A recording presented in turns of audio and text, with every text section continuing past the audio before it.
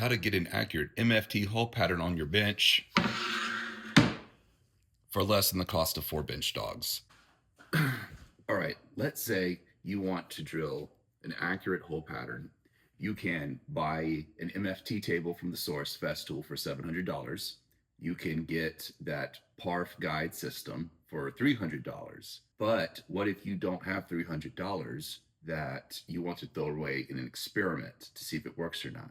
Peter Millard showed on his video how to make this MFT hole pattern without using the PARF guide system or buying an MFT tabletop, but his system still required about $300 worth of guide rails and router supports in order to do it. My whole inspiration for even making this video is because I was able to make this for way less money than I've seen anybody else do it online, and I got usable results. The process is pretty straightforward.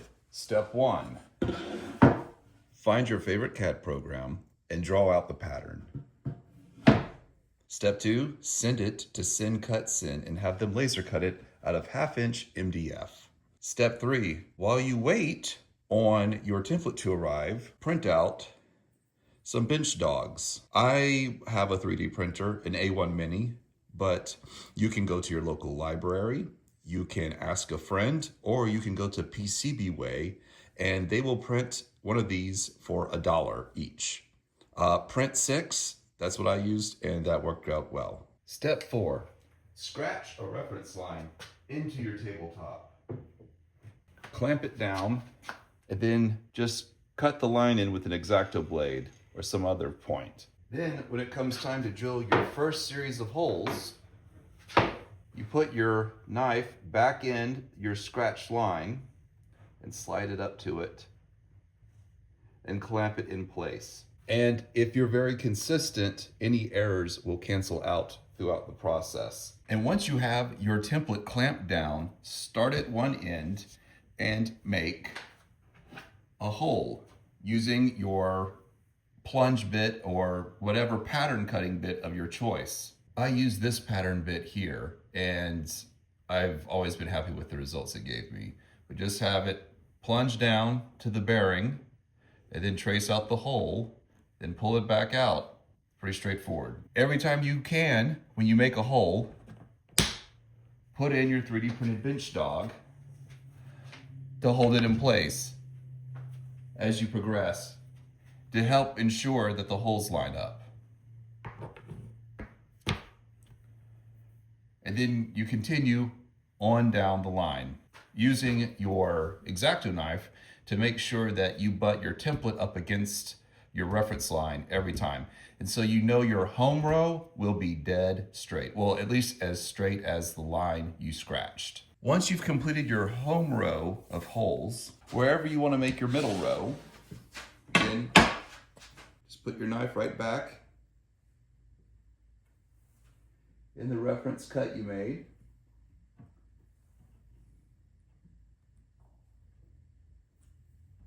And clamp it down. Then you take your template, once your square is clamped down, you slide it down your reference edge, and boom, you're ready to go and make your holes. And that ensures that your middle row of holes is square to your home row. And then as you go, make sure you're taking your printed dogs and popping them in as you go. All right, growing out from there. And then do that for both edges of your workbench. And the real test comes when it's time to connect your middle row and your short row. You should be able to have some overlap where you can test the fitting using your template.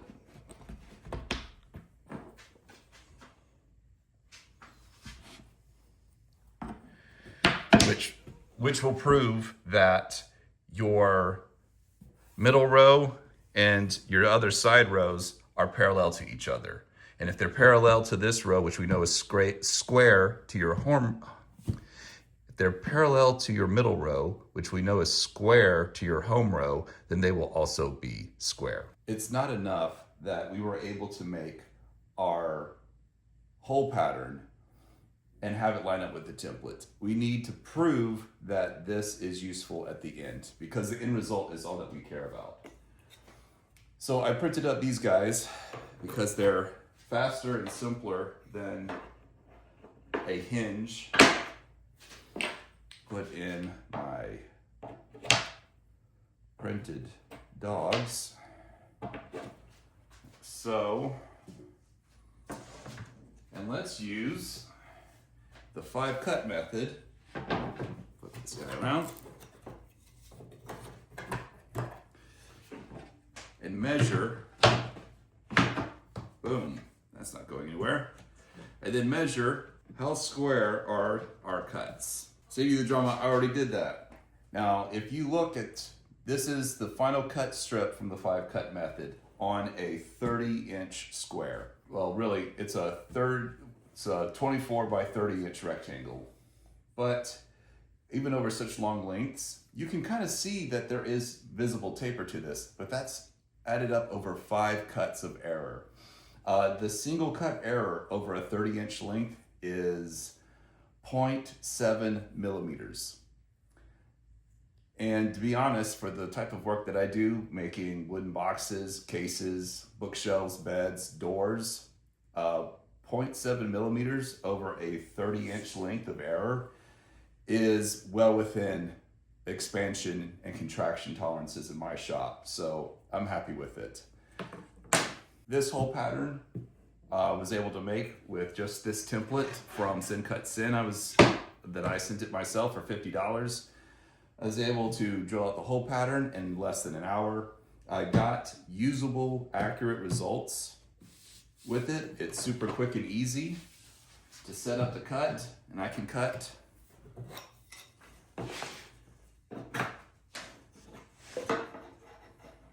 in almost any orientation I want.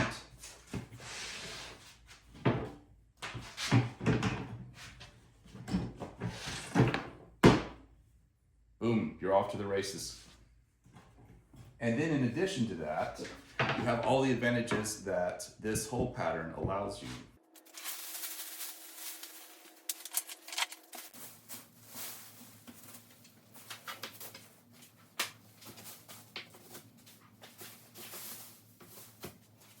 So if you're dealing with a particularly messy glue up and you don't want the glue to get down through the holes and stick to your clamps or whatever tools you have underneath on your Ron Paul Smart Bench, these dog holes will hold plastic sheeting in place very well.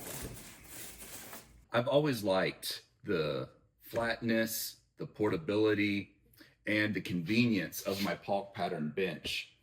But I was spending too much time trying to figure out clamping solutions and reference guides, even drilling into the surface with templates. But it wasn't until I put this whole pattern in that I really unlocked the productivity of my bench using a track saw, which is how I base a lot of my work. So I'm kind of kicking myself for not having done this earlier. Part of it was I was afraid of the price, but for $50, basically the cost of a nice router bit, you can try it out and see if it works for you. And if it doesn't, well, you're out 4 board feet of walnut. One more thing.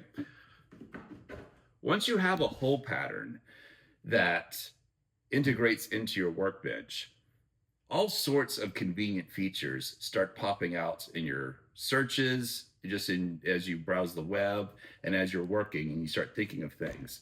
So I'm really excited to see where this leads to.